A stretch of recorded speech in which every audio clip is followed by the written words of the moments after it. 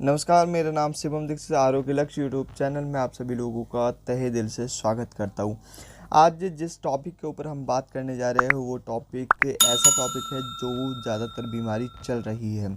जैसे कोविड के बाद अभी जो चल रहा है वो है ब्लैक फंगस या वाइट फंगस और येलो फंगस। तो अभी हम डिस्कस करते हैं कि किस तरीके से कितने प्रकार के फंगस होते हैं, फंगस कैसे आता है और इसके बचाव कैसे होते हैं।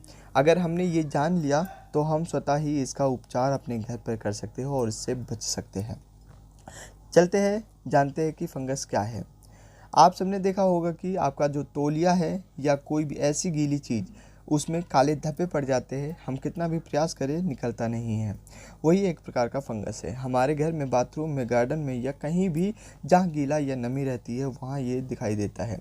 ये फंगस अभी हवा में अपने बीजाणु फैलाती है। अगर घर में किसी को श्वास दमे से या कोई श्वास संबंधी रिलेटिव बीमारी है तो उसे ज़्यादा परेशानी में डाल सकती है। ये फंगस से सर दर्द, आँख में खुजली और साइनस निमोनिया आम बात है। ये सब आपके घर में तौलिया, गीला कपड़ा से हो सकता है या हरी सब्जी के माध्यम से भी वो आ सकता है। ये फंगस हमारे शरीर में अन्य रंग में भी देखा जा सकता है और ये नाखून और त्वचा में सबसे ज़्यादा पाया जाता है। हज़ारों तरीके की हो सकती है ये फंगस। सबसे घातक बात यह है कि मनुष्य को औषधि और भोजन गुणों में शामिल हो जाता है। ये इसे 90% लोग जान नहीं पाते हैं। ये फंगस इतना खतरनाक है कि प्लास्टिक को भी बहुत कम समय में ख़त्म कर सकता है। इसकी लाइफ लाइन कुछ अलग ही है। ये हवा में, खाने में, पानी में और मिट्टी में सब जगह पर शामिल है।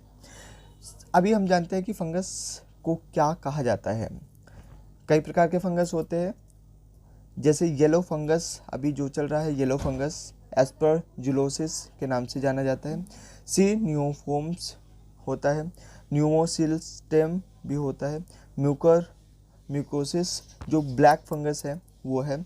टेलारोमिकोसिस वो है। कैडिडियासिस वाइट फंगस जो है। अभी हम बात करते हैं कि फंगस के लक्षण क्या होते हैं। एक साइड चेहरा सूज जाना, सिर दर्द होना, नाक बंद होना, उल्टी होना, बुखार होना, ठंड लगना, चेस्ट पेन होना, साइनस कंजक्शन होना, मुंह और नाक के हिस्से में काले धब्बे होना।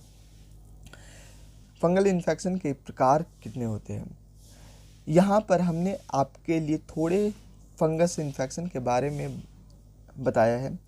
फंगल कहीं भी हो सकता है। जैसे सिर का फंगस हो सकता है, जांघों का हो सकता है, मुंह का हो सकता है, पेनिस का हो सकता है और स्किन का हो सकता है। ऐसे बहुत से प्रकार के फंगस इन्फेक्शन होते हैं, हमें उसके बारे में ध्यान रखना है। म्यूकोरमाइकोसिस या ब्लैक फंगस जो होता है उसके बारे में थोड़ी सी चर्चा हम करते हैं। ब्लैक फंगस पहले से ही हवा में उपलब्ध होता है।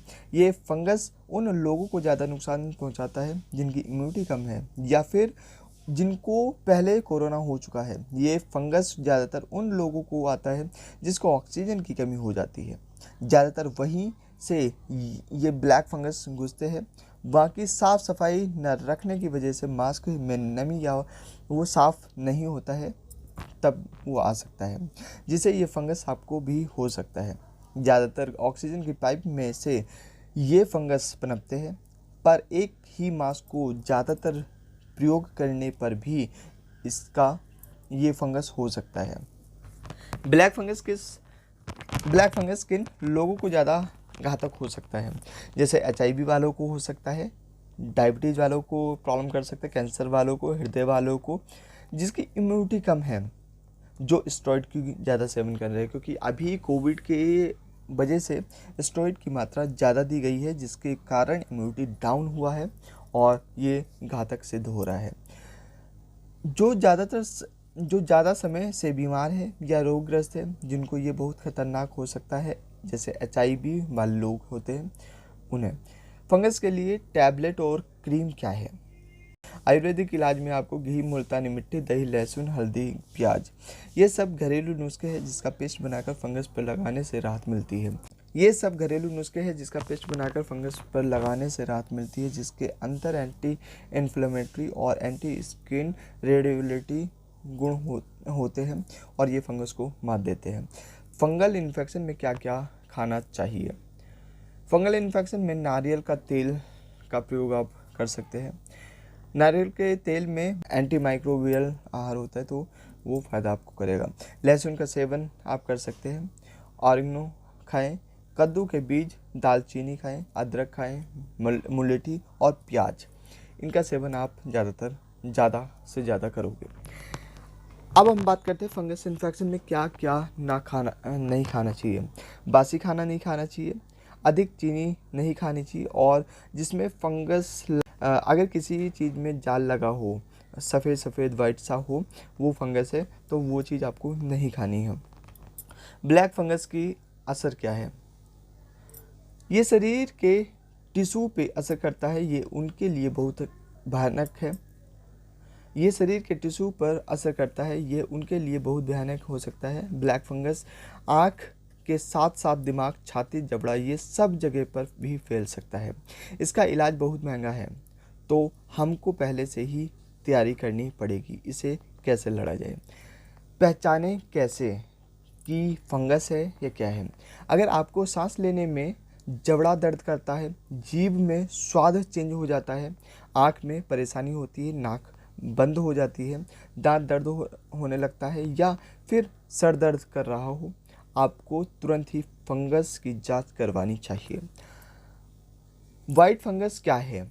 वाइट फंगस ब्लैक फंगस से कई गुना ज़्यादा खतरनाक है। वाइट फंगस से हमारे शरीर के महत्व के अंगों पे वार करता है, जैसे कि त्वचा, किडनी, जननांग, नाखून आदि। यह ज़्यादातर कोरोना के मरीज पे वार करता है, क्योंकि कोरोना और इसके लक्षण एक ही जैसे होते हैं। सावधानी क्या रखनी चाहिए? अच्छी जांच और दवाइयाँ लें। अच्छी जांच मतलब इस पे लापरवाही नहीं करनी चाहिए। दूसरा, साफ़ सफाई और इम्यूनिटी बढ़ाए रखें, जैसे हल्दी का दूध आप पी सकते हो, नीम, शहद और आंवला का सेवन कर सकते हो, गर्म पानी, योगा आप कर सकते हो, भरपूर नींद और विटामिन भी ले सकते हो। मिनरल ज़्यादा लेना है आपको, पानी की मात्रा ज़्यादा रखनी है। आगे के समय में इससे भी खतरनाक बीमारी का सामना करना पड़ सकता है।